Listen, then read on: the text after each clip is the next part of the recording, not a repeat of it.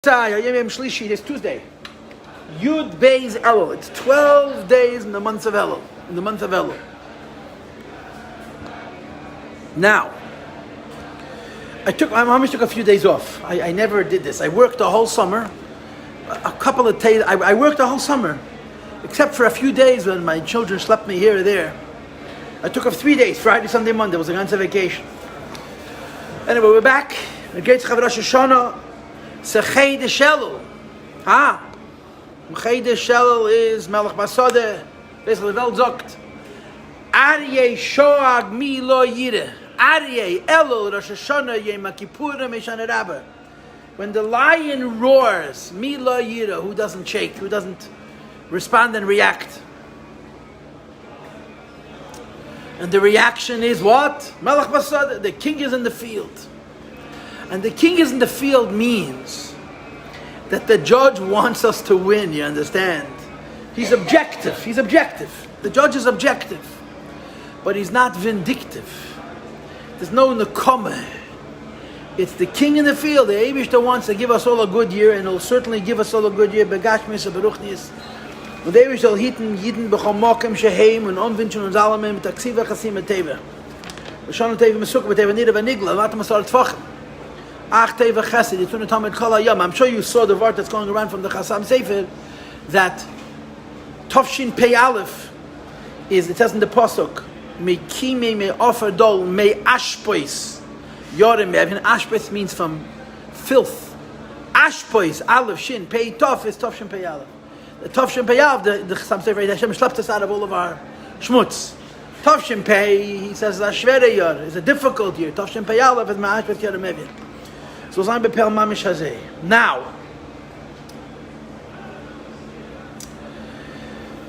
we're learning a Sicha. Okay, we started this at page 288, holding on page 288. We learned this twice last week. I gave a class Monday and Tuesday. Yesterday was off. And I talked a lot about tshuva. In other words, I gave more narration than I needed. Since it's Sicha Shelul and we're learning a Sicha about tshuva, so we discussed tshuva bariches. I explained to you the whole idea of tshuva tato and tshuva melo, tshuva meyira, tshuva me'ava, all these different things. And by the way, I want to mention some other thing. The copies are right in front of you, and that is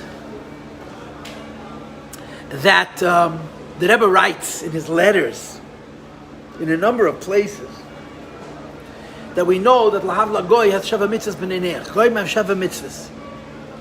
And as the Rebbe writes in many places, that the emes is the Sheva Mitzvahs B'nei Neach are not Sheva.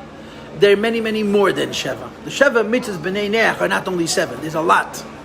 But they're called 7 for various reasons, including the fact that, as a rule, the Sheva Mitzvahs B'nei Neach are mitzvahs leisaseh. They're negative commandments.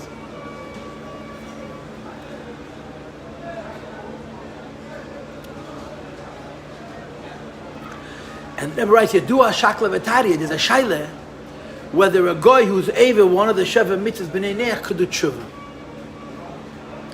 The Rebbe never writes what the maskon is. He doesn't write what the conclusion is. He also never sends you to any sources, which leaves it mamish amayim sasum. Apparently, either it's written in Sfarim. I mean, I imagine it's written in Sfarim. The Rebbe written Makedes. The Rebbe knows that by Sheva Mitzvahs B'nei Neach is a shaila whether a goy could do tshuva. And I'll explain to you the pshat. There's different levels in a goy, right? There's a ben neach, there's a Eved Avei Zora, there's a ben neach, there's a ger teishav, and there's a chassid yom ha'selim. Chassid yom ha'selim, we learned it in Rambam the other day, and we're going to have it again in the end of Rambam. Yesh loy chelek leilam haba. A righteous Gentile has a portion of the world to come.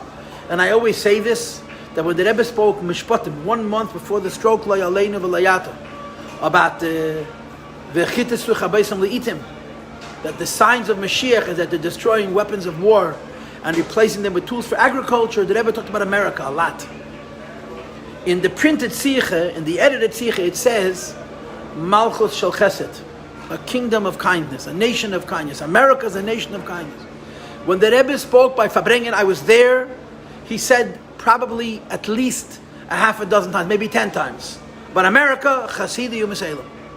Stop. The Rebbe spoke about American Goyim, and he called them collectively Chassid Yisrael. When the Rebbe came out, Mugad, the Sicha came out, edited, he changed it to Malchus Shel Chesed. But it's not the pshat that Rebbe made a mistake. It's the pshat that B'dibur he said Chassid Yisrael, and B'ksavi wrote Malchus Shel Chesed. So, if a guy is over one of the Sheva Avedas, is that it? He can never be any more Ger Teshav, he can never more be Chassid Yisrael, or can he do tshuva? So the Rebbe writes, Yadua Shaklevetariya. Why am I saying this? Because besides for the halacha, it brings out the schus that we have for tshuva. And the Rebbe always talks about doing tshuva mitech simcha. And of course, the $1 million question is, how do you do tshuva mitech simcha? Tshuva means I did naveda, bepashtus. What's there to be happy about? And you know what the answer is? The opportunity. What's there to be happy about? Melech basad. That no matter tziyazei, whatever I am, the king is in the field. A yid can. There's la yidach menu nidach. The truth is, it's written about every single thing in the creation. But by a yid, it's distinct. It's different. La yidach menu nidach is a fact. A yid, there's no such thing as a Jew who cannot come back to HaKadosh Baruch Hu and do tshuva. And ultimately, not only is no thing that he can come back, he will come back. And in order to underscore how special this is by Yidden, the Rebbe observes that by Goyim it's a shayle. He doesn't say what the halacha is. He's not mitzayin to any makedas. It doesn't tell you where to look at in Sfarim, which means, as far as I'm concerned, that the Sefer was never written. The Rebbe Pashat knows Kalatei Kula. So he knows that there's a discussion that was never written down. The Rebbe explains in a Sicha that the Gedolei Yisrael who did in Sheva Mitzvot Neich never wrote it down. Because it was Pasha dangerous. It was a sakana. Because in those times, if a goy found out that a yid is, in quotations, proselytizing to a goy, it's achaz dasi. It would have been a worse sin. Like the Spanish Inquisition. You ever saw the document, the expulsion? I have a picture of it at home in a book.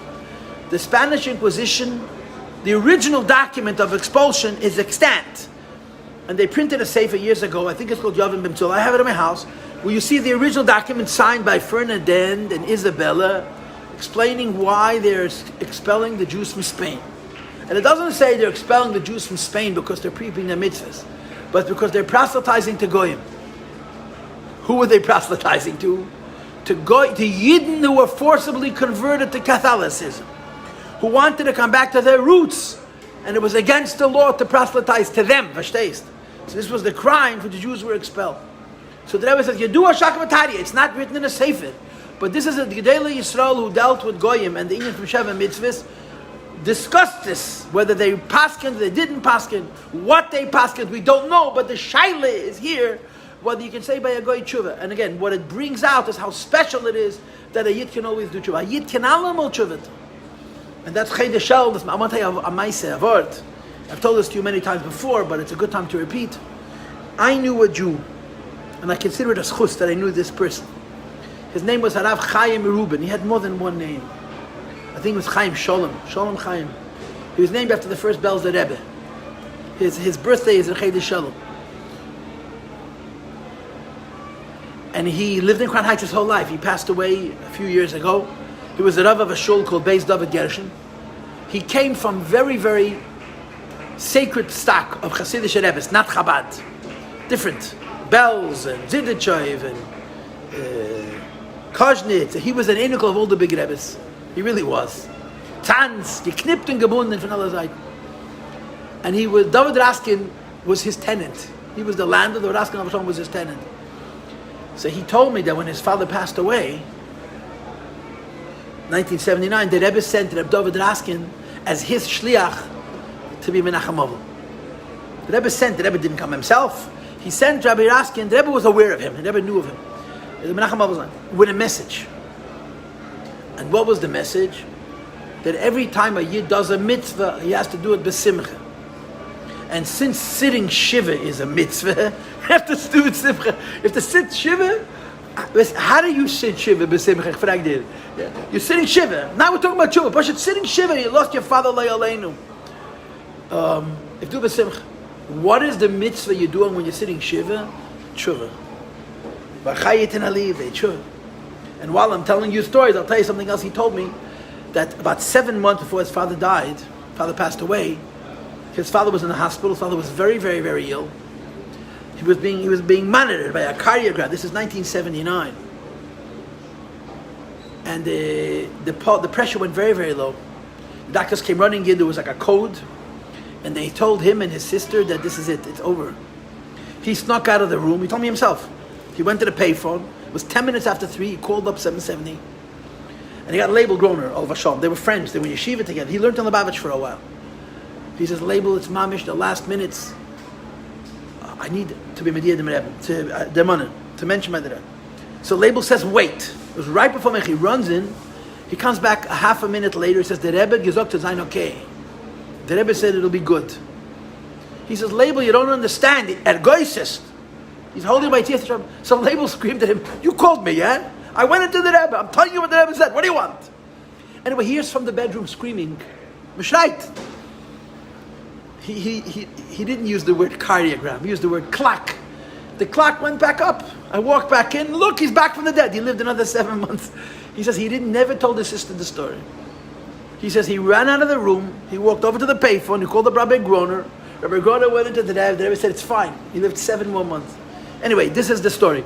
And this is the Yinat Tshuva. Hashem gave Yidden on top of all the other gifts that the Eibishter gave us. The Eibishter gave us the gift of Tshuva. That even when we do the wrong thing, we can repair it.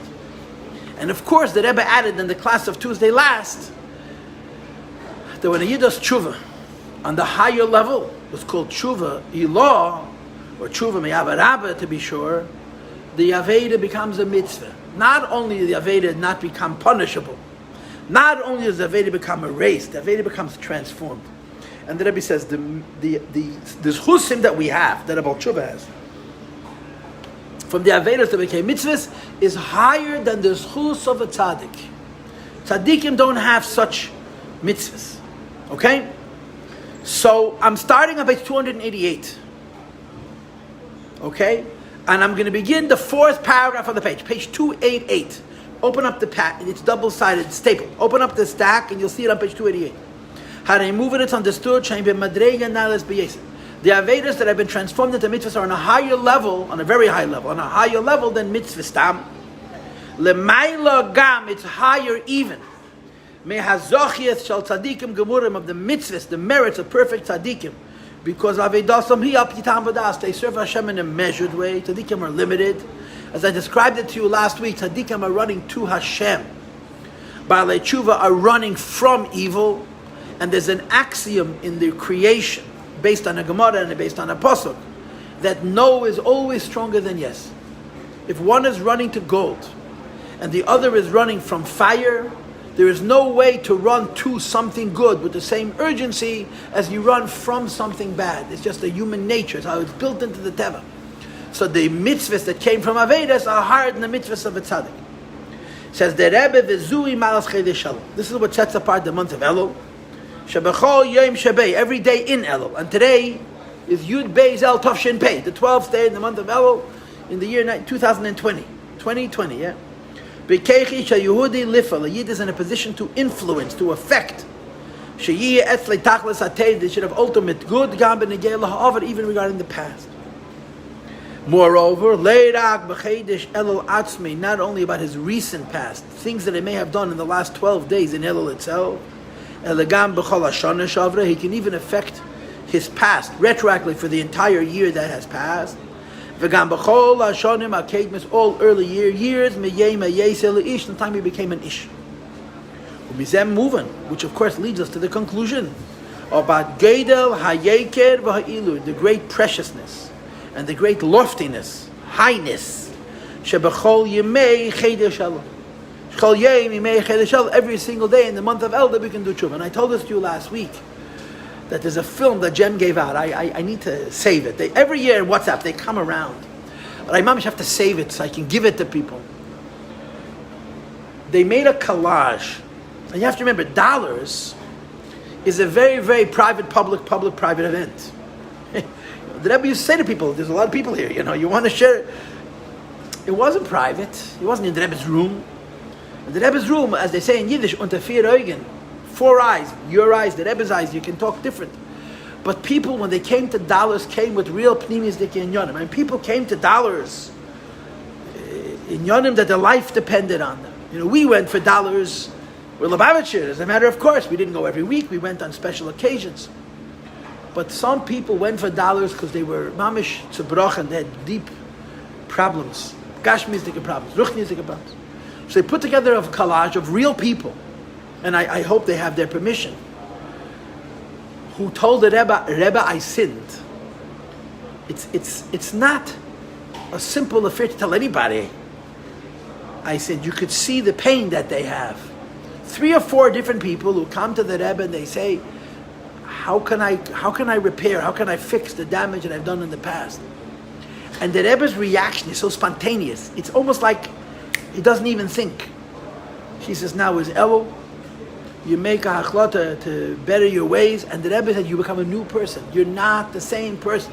The Rambam writes, I am not that person that did those Avedas. The Rambam has a Pedic Zayin, chapter 7, Hilchos Tshuva is a very important Pedic. It's a Fabrengen, really. It's a Fabrengen. He speaks about Gedolah Tshuva, Yesterday, this guy was who knows what, and now he's a Aviv, and a Chaviv, and a Nechmad, and a Yedid, and a Chaviv, Ala Mailas, where the Rambam Rechen Tois, how great is the Madrege of the Baal Tshuva. He goes from being on the lower level, and people would actually come to the Rebbe and say, Rebbe, one of them said, I hurt other people. And we know from Shulchan Aruch that you hurt other people, you have to fix it with those people. And the Rebbe didn't say that. You can do tshuva and you're a new person. And I mentioned it's very, very heartening. It's very encouraging to see that piece of film. And now the Rebbe continues.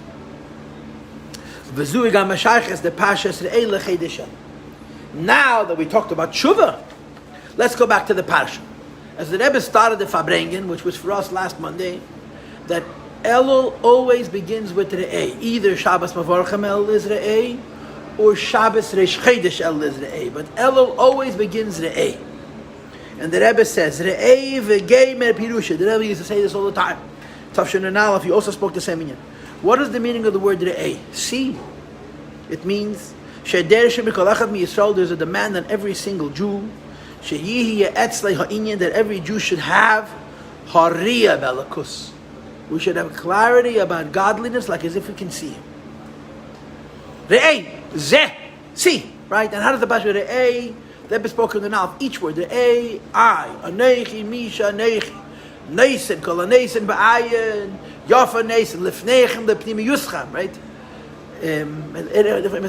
Hayem, Lashon Gil. They went through each word and he translated each word means.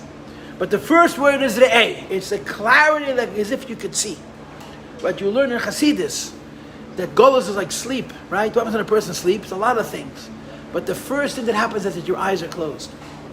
The other thing is that the realities are distorted. That's why people dream dimyonis, fantasies. But the Eresh Zachi is the sign of an aware, awake human being is that his eyes are open, like a fish. When your eyes are open, you don't have to do anything. It comes to you. You see, right? All you have to do is open your eyes. You open your eyes, you see the whole world. The Eibush is showing it to you. So the A means a clarity, a klarkeit, a zicherkeit, an absolute certainty. Parshas, the parsha which we read in conjunction with Elul is the A. Ulachayr, and move, and the question is, Keitzad yecholim lidrish, how can there be a demand made? Mikol echad ve'echad mi Yisrael, from every single individual Jew, that it should be in such a high level that it should have a clarity about a lakus as if he could see. It doesn't make sense. It's unrealistic. You can come to every Jew and say, hey, Inyan Shalidah, submit, accept, say Meida Ani, say Ani Maime B'Emunah Shleima. To submit and to accept every Jew can. Hainu, this means, he doesn't recognize the Eibishter. He doesn't even understand the Eibishter. He admits, he submits, he accepts the Eibishter as Emes, and I want a connection to the Emes. Biyadeh, because he understands. Hashem is higher than him. So he's able to submit and accept the Eibishter. I told you the story so many times. I used to give a sheet in Flatbush. And a Yid came in, a Brooklyn Jew, born and bred, that was Nebuch so far away from Teda Mitzvahs. He was born and raised in Brooklyn. Never went to Pesach Seder. you couldn't think, a Jew in Wyoming didn't go to a Pesach Seder, a Jew in North Dakota or in Alabama, but a Jew in Brooklyn. But Pasha did not, his family didn't make a Seder. And he came to my class. He was very, very intelligent, incredibly smart man. And I realized that, number one, he's really not frum at all. It was a Tanya class, And number two, he knows very little. And he was coming, and my Tanya classes were not watered down. They were not Favasa. They were Tanya. We were learning Tanya. So I said to him, why are you coming to these classes? So he said to me, I'll never forget this as long as I live, quote, I want a relationship with God, end quote. I want a relationship with God. I'm not a fool. And people expect me to defend Torah against the onslaught of secular knowledge and the secular approach, religion and science. So here is a scientist, he was a physicist, an engineer, very smart guy, who's coming to learn about God. I said to him, so if you're coming to learn about God, Mistame, it must be that all of your questions of science and religion you already resolved. You figured out how there's no contradictions between Torah and Madam, Torah and science. He says, no, I didn't even think about it. So I said to him, so a man of science who didn't work these things through, how come you're coming to Shir and Tanya? So he says, quote, and I remember these words precisely, I don't care. I want a relationship with God. That was it. It doesn't bother me. I want a relationship with Neibishter. That's such moide. You have kashas, chabechet kashas. If everybody understood everything, we would all be meshugah. That's the honest truth, yeah. We understand what we're able to understand. Each one, kol echad ve'echad lefi inyonei, v'dariyeh. But a yid can accept, a yid can believe. But to say to every Jew, see? That's not reasonable. And the Rebbe continues. Ukmei kain, moreover, second line from the bottom of page 288, it's even possible on occasion to demand of a yid an even higher level. For example, Shmiya Vasaga, that you should learn and try and understand. Of course, here it gets complicated because not everybody has the same mind. Not everybody has the same access to knowledge, not everybody has the same ability to understand and to reason and to think. But we can learn. We can learn. Some more, some less. Avo, Gam Keshemasik Hadov. If you not only submit and accept Hashem and believe in Hashem, but you try and understand, Yitochen, it's possible, Shadayin Ein Zeh Nirgash Belev, that you don't feel it in your heart. And to say to every Jew, feel, it happens to be a mitzvah, I say the Eraisa, it's called mitzvahs Avas Hashem V'Ya'afta, is a very hard demand. Feel? I don't feel. Say to every Yid, feel, ich feel nicht. Says the Rebbe, and if it's possible for a person to submit and accept, it's possible for a Yid to learn and try and understand, but it's very difficult for a Jew to feel. Says the Rebbe knew how difficult it is to say to a Jew, see. Where do you see God? Seeing the Eibishter is something which is very deep, very awesome. Top of page 289 now. It's not realistic to say that a Yid's relationship with the Eibishter is that he could see him. Shehi, that seeing is the highest measure of certitude. Seeing something is more than feeling it. The expression is seeing is believing, right? But seeing is believing means with teeth. When you see, it's unchangeable. That's why the halacha is ein eid nasadai. There's a din of Shulchan Aruch that a witness cannot be a judge. A witness, someone who sees a certain event happening, cannot be a judge. Ein eid nasadai. A witness can't be a judge. Why? Because if you saw something, the effect that seeing it had on you is you can't analyze it objectively. If people are going to say, well, you don't understand, you didn't see this, and you don't understand that, you don't understand what happened before and what happened later, and you didn't see it from the right angle. Because he or she saw it, what they saw is imprinted, is branded into their mind, into their memory, and they cannot step outside what they saw to objectively assess, to objectively judge a situation, and the judge has to be objective in his judgment. They can't just be responsive. So seeing is the strongest method of connecting to something, to information, to something, to data, which is outside of you. To tell every single Yid, Re'eh, that every Yid should be holy by Madreg, we could see godliness, is a very, very great expectation. It's a high demand. Shalachei Namer Azal, which is why it says in the Gemara, you cannot compare hearing something to seeing it. The question therefore becomes, how can there be a demand made? The Torah says to every Jew, not just to rare and special Jews. Inyan shal re'iyah baruch needs to see spiritually, or befrat belakus, not just he's seeing something spiritually, he's seeing something which is even more or higher than what is spiritually, seeing truth, godliness. Sefakasha. Parshas Chodesh Elul always begins in conjunction with Parshas Re'eh. Re'eh means see. And what are you seeing? You're seeing Getlerkeit, you're seeing godliness. How is that a realistic command and demand of every single Jew? And the teretz is, we read this parasha near Chodesh Elul. And because we read this parasha near Chodesh Elul, Elul helps the Re'iyah. Not that the A helps Elul, but Elul helps the A. Chodesh Elul hu, we all know that the month of Elul is Me'ar Bo'im Yom Ha'achareinim, the last 40 days. Right? Elul is only 29 days or 30 days. So the 40 days contain to Yom Kippur. But Moshe Rabbeinu was on Har Sinai 3 times to get the first luchas, and to get Hashem to forgive the Jewish people, and then to get the second luchas 3 times respectively. The first time he went up the day after Shavuos, and he came down Shabbos B'Tammuz. The second time he went up the next day, Chai Tammuz, and he came back Chavtes Menachem. And the third time he went up was Lamed Menachem. For 40 days. Kayam Marishein. And as she says, Ma Harishein Beratzin, Nafachei Beratzin. And the Emtsoim were Bakas. The middle 40 years, Hashem was upset.